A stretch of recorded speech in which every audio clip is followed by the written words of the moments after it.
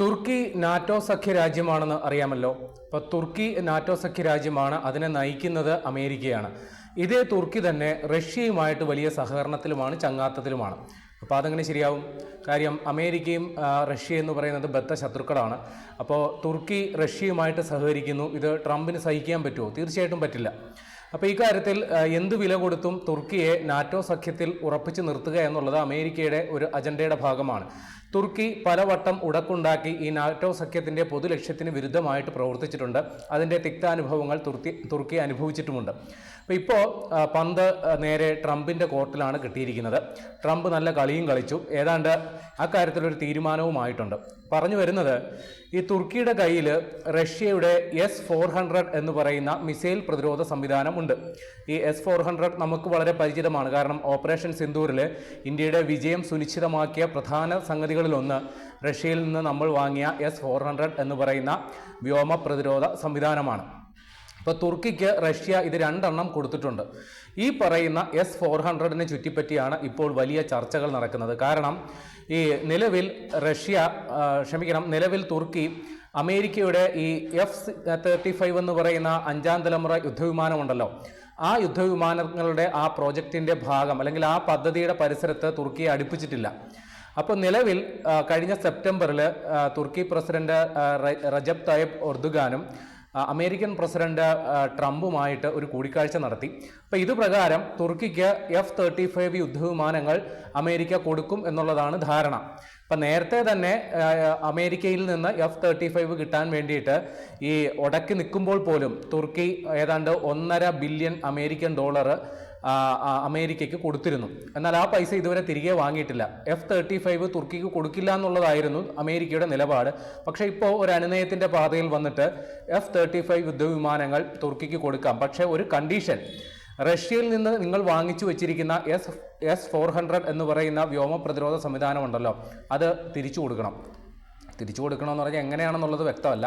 ചിലപ്പോൾ റഷ്യക്ക് തന്നെ മടക്കി കൊടുക്കാനായിരിക്കും പരിപാടി. അങ്ങനെയാണെങ്കിൽ അത് വലിയ കുഴപ്പമാണ്. കാര്യം ഒരു നാറ്റോ സഖ്യ രാജ്യമായ തുർക്കി റഷ്യയ്ക്ക് ആയുധം കൊടുക്കുകയോ, അതും നാറ്റോ ഉക്രൈനുമായിട്ട് ചേർന്ന് റഷ്യക്കെതിരെ യുദ്ധം ചെയ്യുമ്പോൾ ഒരു നാറ്റോ രാജ്യമായ തുർക്കി റഷ്യയെ സഹായിക്കുന്ന രീതിയിൽ അവരുടെ തന്നെ ആയുധം തിരിച്ചു കൊടുത്താൽ പോലും ഒരു നാറ്റോ രാജ്യം റഷ്യക്ക് ആയുധം കൊടുത്തതുപോലെ ആകുമല്ലോ.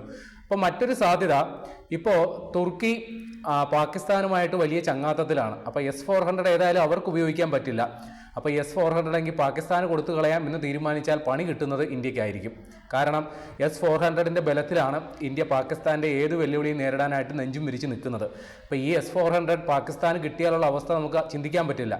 കൂടാതെ ഈ F-35 എന്ന് പറയുന്ന യുദ്ധവിമാനം, അത് ചില്ലറ കളിയൊന്നുമല്ല. നിലവിലുള്ള 5ാം തലമുറ യുദ്ധവിമാനങ്ങളിൽ 5ാം തലമുറ യുദ്ധവിമാനങ്ങളുടെ എല്ലാ സവിശേഷതകളുമുള്ള യുദ്ധവിമാനം, അതിനെന്തൊക്കെ പോരായ്മകളുണ്ടെങ്കിലും അത് F-35 തന്നെയാണ്. അത് തുർക്കിക്ക് കിട്ടിയാൽ അതും ഇന്ത്യക്ക് ഭീഷണിയാണ്. കാരണം ഇന്ത്യയുടെ ശത്രു രാജ്യങ്ങളുടെ പട്ടികയിൽ ഏറ്റവും ഒടുവിൽ വന്ന പേരുകാരനാണ് തുർക്കി എന്നുള്ളത് അറിയാമല്ലോ. ഓപ്പറേഷൻ സിന്ദൂറിൻ്റെ സമയത്ത് തുർക്കി അമ്മാതിരി പണിയാണ് പണിഞ്ഞത്. പാകിസ്ഥാനുമായിട്ട് ചേർന്ന് നിന്ന് പാകിസ്ഥാന് വേണ്ട രഹസ്യ ആയുധങ്ങളൊക്കെ എത്തിച്ചു നൽകി. രഹസ്യമായി അവരുടെ ചരക്ക് വിമാനമൊക്കെ പാകിസ്ഥാനിൽ വന്ന് പലവട്ടം ഇറങ്ങി ഡ്രോണുകളടക്കം കൊടുത്തു. ആ ഡ്രോണുകളൊക്കെ എടുത്തു വെച്ചിട്ടാണ് പാകിസ്ഥാൻ ഇന്ത്യക്കെതിരെ ആക്രമിച്ചത്. ഈ കഥയൊക്കെ നമുക്കറിയാം. അപ്പോൾ ഇവിടെ തുർക്കി നാറ്റോ സഖ്യ രാജ്യമാണെങ്കിൽ പോലും അമേരിക്കയുമായിട്ട് വലിയ അകൽച്ചയിലായിരുന്നു കാലങ്ങളായിട്ട്. അതിന് കൃത്യമായ കാരണവുമുണ്ട്. ഈ റജബ് തയ്യിബ് എർദോഗാൻ എന്ന് പറയുന്നത് തുർക്കിയുടെ പ്രസിഡന്റ് ആണെങ്കിലും ഈ ജനാധിപത്യ സംവിധാനങ്ങളെയൊക്കെ കശക്കി എറിഞ്ഞുകൊണ്ടാണ് അദ്ദേഹം അവിടുത്തെ ഒരു ഏകാധിപതിയെ പോലെ ഭരിക്കുന്നത്. അപ്പോൾ ഇത് അമേരിക്കയ്ക്ക് അംഗീകരിക്കാൻ പറ്റുന്നില്ല. അവിടെ ജനാധിപത്യ സംവിധാനം നിലനിൽക്കുന്നില്ല എന്നുള്ളതാണ് അമേരിക്കയുടെ നിലപാട്. അപ്പോൾ ഈ റജബ് തയ്യിബ് എർദോഗാൻ അദ്ദേഹത്തെ അമേരിക്ക ഇടയ്ക്ക് കൂടെ കൂട്ടുന്നുണ്ടെങ്കിൽ തന്നെയും അദ്ദേഹത്തെ പൂർണ്ണമായി ഇപ്പോഴും അമേരിക്കയ്ക്ക് അംഗീകരിക്കാൻ പറ്റിയിട്ടില്ല. കൂടാതെ അവിടെ 2016 ഒരു ഭരണ അട്ടിമറിക്ക് ശ്രമം നടന്നിരുന്നു. അപ്പോൾ അതിന് നേതൃത്വം നൽകിയ ആൾ ഫത്തഹുള്ള ഗുലാൻ എന്ന് പറയുന്ന ഒരു നേതാവാണ്. അപ്പോൾ അദ്ദേഹം അമേരിക്കയിലെ രാഷ്ട്രീയ അഭയാർത്ഥിയാണ്. അപ്പോൾ ഈ 2016 നടന്ന അട്ടിമറിക്ക് ഇദ്ദേഹമാണ് പിന്നിൽ പ്രവർത്തിച്ചത്. അതുകൊണ്ട് ഇദ്ദേഹത്തെ വിട്ടുകിട്ടണമെന്ന് അമേരിക്കയോട് ആവശ്യപ്പെട്ടു. അപ്പോൾ അമേരിക്ക അത് അംഗീകരിച്ചില്ല. അപ്പോൾ ഇതിൻ്റെ പേരിൽ തുർക്കിയും അമേരിക്കയും തമ്മിൽ തർക്കമുണ്ടായി. അതിൻ്റെ ഇടയിൽ മറ്റൊരു സംഭവം കൂടിയുണ്ട്. ഈ സിറിയയിൽ അവിടുത്തെ ഭീകരവാദികളെ ഒഴിപ്പിക്കുന്നതിന് വേണ്ടിയിട്ട് അമേരിക്ക സൈനികമായി ഇടപെടുന്നുണ്ട്, നാറ്റോ സൈനികമായി ഇടപെടുന്നുണ്ട്. പക്ഷേ അവിടെയുള്ള ഭീകരവാദ സംഘടനയായ കുർദിഷ് സേനയെ തുർക്കിക്ക് വലിയ പ്രിയമാണ്. എന്നാൽ അമേരിക്ക അവരെ ഭീകരവാദിയായിട്ടാണ് കാണുന്നതെങ്കിൽ തുർക്കിക്ക് സിറിയയിലെ കുർദുകളെ വലിയ ഇഷ്ടമാണ്. അവരെ എല്ലാവിധ സപ്പോർട്ടും കൊടുക്കുന്ന ഒരു കക്ഷി കൂടിയാണ്. അപ്പോൾ അവിടെ തുർക്കിയുടെ ഈ നയത്തെ അമേരിക്ക തള്ളി, അല്ലെങ്കിൽ മറ്റ് നാറ്റോ രാജ്യങ്ങളൊക്കെ തള്ളി. ഈ ഒരു തക്കം നോക്കിയാണ് റഷ്യൻ പ്രസിഡന്റ് വ്ളാഡിമിർ പുടിനും ഈ റജബ് തയ്യബ് എർദോഗാനുമായിട്ടൊക്കെ വലിയ സൗഹൃദം സ്ഥാപിക്കുന്ന കാര്യം. തുർക്കി അമേരിക്കയുമായിട്ട് അകലുന്നു, നാറ്റോ സഖ്യരാജ്യ അംഗമാണെങ്കിൽ പോലും അവരുടെ നയപരിപാടികളിൽ നിന്ന് അകലുന്നു. അപ്പോൾ ഈ അമേരിക്കയുമായിട്ടൊക്കെ തെറ്റിപ്പിരിഞ്ഞ സമയത്ത് 2015 മറ്റോ ഈ സിറിയ തുർക്കി അതിർത്തി മേഖലയിൽ അമേരിക്കൻ നിർമ്മിത പാട്രിയറ്റ് എന്ന് പറയുന്ന വ്യോമ പ്രതിരോധ സംവിധാനം നാറ്റോ രാജ്യ സുരക്ഷാ പരിപാടികളുടെ ഭാഗമായിട്ട് സ്ഥാപിക്കപ്പെട്ടിരുന്നു. അപ്പോൾ 2015 ഈ പറയുന്ന പാട്രിയറ്റ് വ്യോമ പ്രതിരോധ സംവിധാനം അവിടെ നിന്ന് പിൻവലിക്കപ്പെട്ടു. അപ്പോൾ ഈ സാഹചര്യത്തിലാണ് 2016 ഏതാണ്ട് 2017 $2.5 ബില്യൺ അമേരിക്കൻ ഡോളർ മുടക്കി റഷ്യയിൽ നിന്ന് S-400 തുർക്കി വാങ്ങി ഉപയോഗിക്കാൻ തുടങ്ങിയത്. അപ്പോൾ അതിനുശേഷം F-35 തുർക്കിക്ക് കൊടുക്കില്ല എന്നുള്ളൊരു നിലപാടിലായിരുന്നു അമേരിക്ക. അതിൻ്റെ കാരണം ഈ S-400 F-35 എന്ന് പറയുന്നത് പരസ്പര വിരുദ്ധ ശക്തികളാണ്. ഈ S-400 ഉള്ളിടത്ത് ഈ F-35 എന്ത് കാര്യം? കാരണം F-35 തുരത്താനായിട്ട് S-400 സാധിച്ചേക്കാം. കാര്യം സ്റ്റെൽത്ത് കപ്പാസിറ്റി ഉള്ള സംവിധാനമാണ് ഈ F-35. പക്ഷേ അതിനെ വേട്ടയാടാൻ വേണ്ടി നിയോഗിക്കപ്പെട്ട ആളാണ് S-400. അപ്പോൾ രണ്ടും കൂടി ഒരുമിച്ചൊരു കൂട്ടിൽ വേണ്ട എന്നുള്ളൊരു നയത്തിൻ്റെ അടിസ്ഥാനത്തിലാണ് ഈ F-35 യുദ്ധവിമാനങ്ങൾ തുർക്കിക്ക് കൊടുക്കേണ്ടെന്ന് തീരുമാനിച്ചത്. പക്ഷേ ഇപ്പോൾ നിലവിലെ ഒരു സാഹചര്യത്തിൽ റജബ് തയ്യബ് എർദോഗാനും ട്രംപുമായിട്ട് സെപ്റ്റംബറിൽ ഒരു കൂടിക്കാഴ്ച നടത്തി. അതിൻ്റെ അടിസ്ഥാനത്തിൽ ഈ F-35 യുദ്ധവിമാനങ്ങൾ തുർക്കിക്ക് കൊടുക്കാം എന്നുള്ളൊരു ധാരണയിൽ ഇപ്പോൾ എത്തിയിട്ടുണ്ട്. അപ്പോൾ അതിനൊരു കണ്ടീഷനായിട്ട് വെച്ചേക്കുന്നതാണ് റഷ്യയുടെ S-400 അത് മടക്കി നൽകണം, അല്ലെങ്കിൽ ആ ബന്ധം ഉപേക്ഷിക്കണം. ഇപ്പോൾ വേറെയും ചില പ്രശ്നങ്ങളുണ്ട്. ഈ തുർക്കി സ്ഥിരം അമേരിക്കയ്ക്ക് തലവേദനയാണെന്നേ.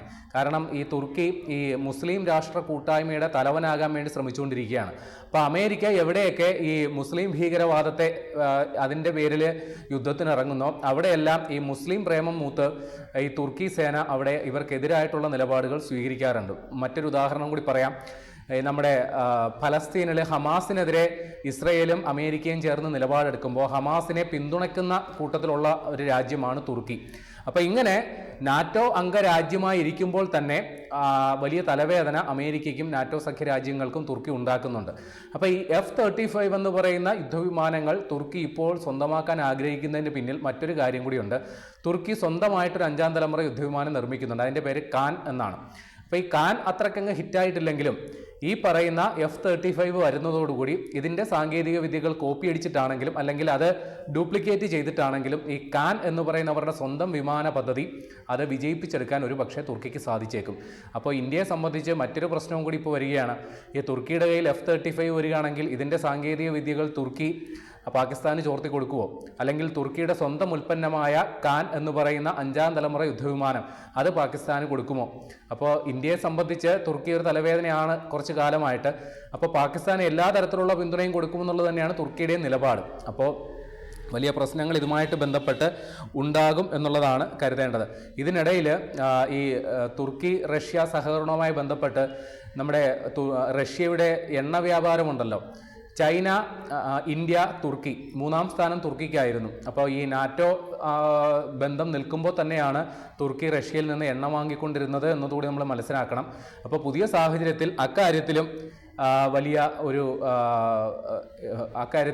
റഷ്യയിൽ നിന്ന് എണ്ണ വാങ്ങുന്ന കാര്യത്തിലും തുർക്കി വളരെ പിന്നോക്കം പോകും, അല്ലെങ്കിൽ പൂർണ്ണമായി നിർത്തും എന്ന് തന്നെയാണ് മനസ്സിലാക്കേണ്ടത്. ഈ തുർക്കിയുമായിട്ട് അമേരിക്ക നേരത്തെ തന്നെയുള്ള ഒരു ബന്ധം അത് വഷളായി തുടങ്ങിയത് വാസ്തവത്തിൽ ഈ റജബ് തയ്യബ് എർദോഗാൻ അവിടെ പ്രസിഡന്റ് ആയതിനു ശേഷമാണ്. കാരണം അദ്ദേഹം ആ ഭരണ പദവിയിൽ എത്തിയതിനു ശേഷം വിദേശ നയത്തിൽ അദ്ദേഹത്തിൻ്റെതായൊരു ഫ്ലേവർ, സ്വതന്ത്രമായ വിദേശ നയം, ഇക്കാര്യമാണ് അദ്ദേഹം പരീക്ഷിച്ച് വിജയിപ്പിച്ചത്. അപ്പോൾ അതിൻ്റെ ഭാഗമായിട്ടാണ് അദ്ദേഹം അമേരിക്കയിൽ നിന്ന് അകന്നത്. നാറ്റോ സഖ്യരാജ്യമായിരിക്കുമ്പോൾ തന്നെയും അവർക്കിടയിൽ വലിയ ഭിന്നിപ്പുണ്ടാക്കാനും തുർക്കി കാരണമായ സംഗതിയും ഉർദുഗാൻ്റെ ചില നിലപാടുകളാണ്. അപ്പോൾ ആ കാര്യത്തിൽ അദ്ദേഹം ഇപ്പോൾ മയപ്പെടുന്നു എന്നുകൂടി വേണമെങ്കിൽ മനസ്സിലാക്കാം. ഏതായാലും ഇന്ത്യയെ സംബന്ധിച്ച് പുതിയൊരു ഭീഷണി കൂടി വരുന്നു എന്നുള്ളതും കൂടി ആണ് ഈ വാർത്തയുടെ ഉള്ളടക്കം. കാരണം തുർക്കിക്ക് ഈ S-400 അത് ഒഴിവാക്കിയേ തീരും, അമേരിക്കയെ പിണക്കാൻ പറ്റില്ല. അപ്പോൾ ഒന്നുകിൽ അത് റഷ്യക്ക് മടക്കി കൊടുക്കണം, അത് പ്രായോഗികമല്ല, നടപ്പുള്ള കാര്യമല്ല. ഇത് അമേരിക്കയ്ക്ക് തന്നെ ചിലപ്പോൾ കൊടുക്കാനുള്ള സാധ്യതയും തള്ളിക്കളയാനാവില്ല. കാര്യം അവർക്കും ഈ റഷ്യൻ സാങ്കേതിക വിദ്യയെക്കുറിച്ച് അറിയാനുള്ള താല്പര്യം ഉണ്ടാകുമോ. അതല്ലെങ്കിൽ നേരത്തെ പറഞ്ഞതുപോലെ പാകിസ്ഥാന് കൈമാറുക. ഇപ്പോൾ പാകിസ്ഥാനും അമേരിക്കയുമായിട്ട് വലിയ ചങ്ങാത്തത്തിലായതുകൊണ്ട് അക്കാര്യത്തിൽ അമേരിക്കയ്ക്ക് വലിയ എതിർപ്പുണ്ടാകാനും സാധ്യതയില്ല. ഇതൊന്നും പറ്റിയില്ലെങ്കിൽ റഷ്യയുടെ അഭിമാനമായ S-400 അവിടെ ഈ കിടന്ന് തുരുമ്പെടുക്കട്ടെ എന്ന് തുർക്കി തീരുമാനിക്കേണ്ടി വരും. അല്ലെങ്കിൽ അത് ആക്രി വിലയ്ക്ക് തൂക്കി വെക്കുക എന്നുള്ള പരിപാടിയിലേക്ക് തുർക്കി എത്താനുള്ള സാധ്യതയുമുണ്ട്. ഏതായാലും ഇന്ത്യയെ സംബന്ധിച്ച് ഈ പുതിയ സംഭവ വികാസം, പുതിയ ഡെവലപ്മെൻറ്റ് വലിയ ആശങ്കയാണ് ഉണ്ടാക്കുന്നത്.